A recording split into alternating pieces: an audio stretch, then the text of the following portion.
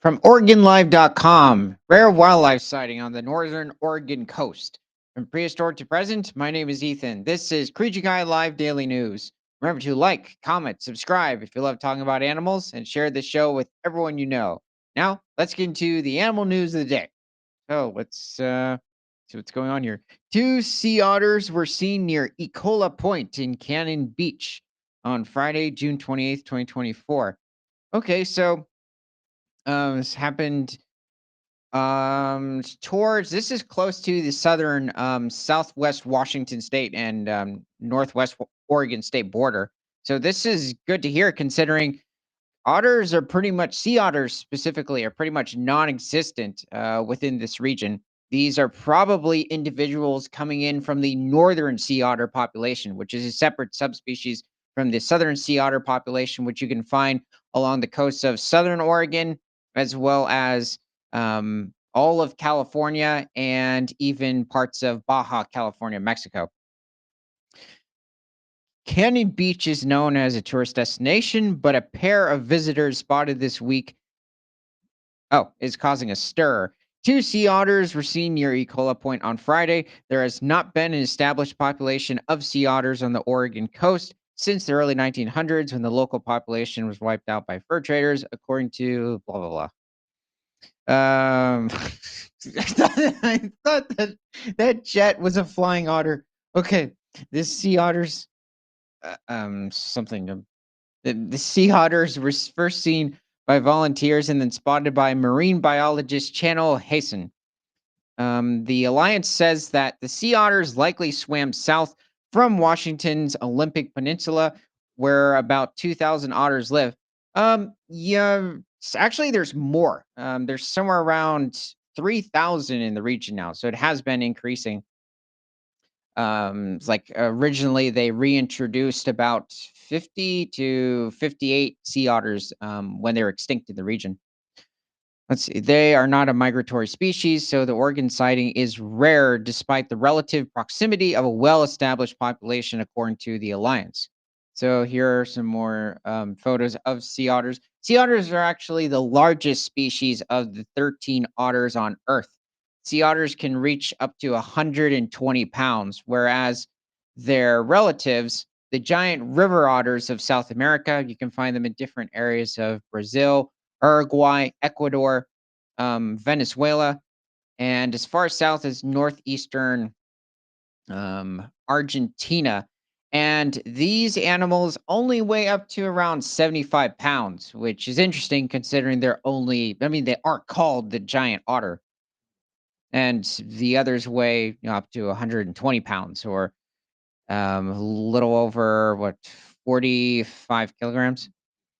So, also, giant river otters feed on completely different species of crustaceans as opposed to sea otters, and they also can't tolerate the cold weather that or waters that sea otters can. And sea otters also inhabit the different kelp forests in the region, so they help control sea urchin populations, which destroy the sea urchins feed on the kelp forests, and they will also feed on a wide variety of different species of clams within the region, occasionally even different species of worms, completely different from the worms that you see on land. Also, within the region, you have the harbor porpoise, which is a member of the uh, Prociotidae lineage of cetaceans, which is the porpoise family. And these animals reach somewhere around 9 feet in length and can weigh up to 400 pounds. And also with the females being larger than the males. They mainly feed on a wide variety of different species of squid, octopus within the region. Occasionally, they'll even go after codfish. And then you have the common dolphin, which reaches somewhere around 8 feet in length with the females, and reaches somewhere around, I believe, 160 pounds. They're not a very large species of dolphin. They also like feeding on the different species of octopus and squid within the region. Actually, the squid in general, a wide variety of cephalopods, are actually a favorite of not just the dolphins and the porpoises, but even the sea lions that inhabit the area. Since you do have California sea lions, that inhabit this region. I think occasionally even like the southernmost region of stellar sea lions. So here we also have the striped dolphin, which the females are much larger. They can reach up to 8 feet in length and weigh as much as 350 pounds. And they also feed on squid in the region. Hundreds of thousands of sea otters once lived in coastal waters in the northern Pacific Ocean, but they were hunted to the brink of extinction in the 1920s. Okay. Anything else? Washington's populations, okay, about 50 years ago, 59 otters were captured from the Aleutian Islands in Alaska and released along the Olympic Peninsula. So this was the uh, um, relocation effort that I was talking about earlier. So apparently it was around 59 and they came from this part of Alaska. The southern sea otters, also known as California sea otters, were thought to be extinct for a while, but about 50 sea otters were discovered near Big Sur, California in 1938. We are thrilled about this rare and wonderful sighting. It highlights the resilience of sea otters and the potential for their return to the Oregon coast. This event also underscores the importance of ongoing conservation efforts for our nearshore marine ecosystems. The Alaka Alliance says sea otters. Okay, so I already mentioned that. A few more of the animals in the region is specifically the threshold shark. And this specific species only reaches somewhere around 4 to 5 feet in length and can weigh as much as 41 pounds, and mainly feeds on different species of crustacean in about 13 feet of water, or at least in the depth that you tend to find them most often. And though they can dive up to 290 feet, and they are mostly a bottom dwelling shark. Also, this is not like a piece of trash or he um, got hit with some sort of like mini harpoon or whatever. This is actually a tagged shark, so it's actually being used for study. So they're just simply tracking its movements and its behavior.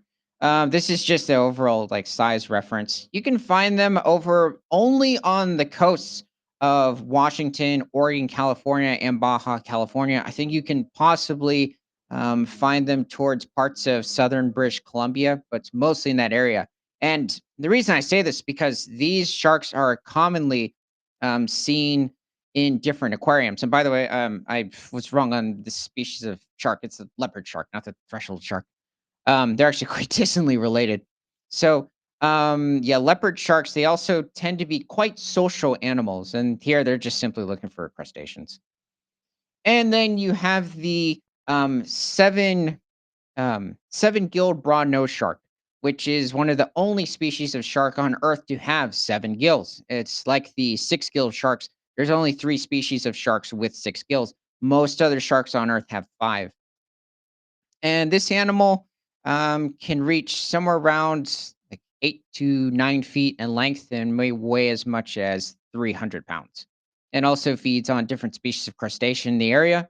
And then last is the salmon shark, which is a member of the Lemonidae family of sharks. And this individual, the females can reach somewhere around 11 feet in length and may weigh as much as 990 pounds. And yes, the sea otters do have to watch out for these different species of sharks. Not so much the leopard shark. They just sometimes actually that shark might have to watch out for the otter. But the thing is that with the sea otters, they are the only species of marine mammal when it comes to, let's say, hunting a fish.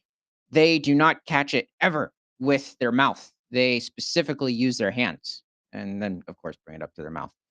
But the thing is that the other interesting thing about their fur. So each square centimeter of the otter consists of about 150,000 strands of fur or hair follicles. The problem with this is that it's a very good insulator, especially when it's just simply floating on the surface. They're very buoyant. Well, no, no, my bad. Actually, the sea otters, when they finally dive down due to their heavier bone density, they become less buoyant, and their fur starts becoming less insulated as they increase the depth of where they're diving. Sea otters can dive for somewhere around 5 minutes while they're looking for sea urchins or clams among the kelp forest. And that's pretty much most of their food sources. Occasionally, they'll go after fish or even squid within the region, but it's a much smaller part of their diet. Um, so this is good to hear that we found that we're seeing more sea otters coming along to the northern Oregon coast, and because they haven't been seen here in a while. Okay, well, let me know what your favorite species of marine mammal off the Western American coast is in the comments. And from prehistoric to present, my name is Ethan. This is Preacher Guy Live Daily News. Remember to like, comment, subscribe if you love talking about animals, and share this show with everyone you know, because nothing is better than all animals all the time.